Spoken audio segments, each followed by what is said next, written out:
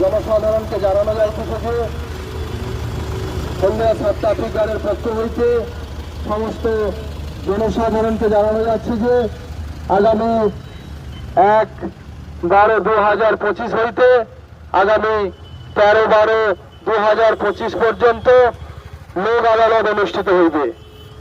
এই লোক আদালতটি হবে হলদিয়া কোর্টে। তাই আপনারা আপনাদের বকেয়া চালানগুলো ওখানে জমা করিতে পারেন।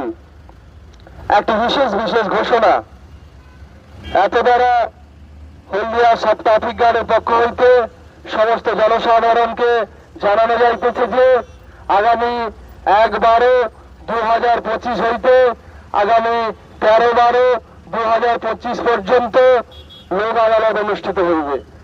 এই লোক আদালতটি হবে হলদিয়া কোর্টের মধ্যে। তাই আপনারা আপনাদের বকেয়া চালানগুলো ওখানে জমা করিতে পারেন।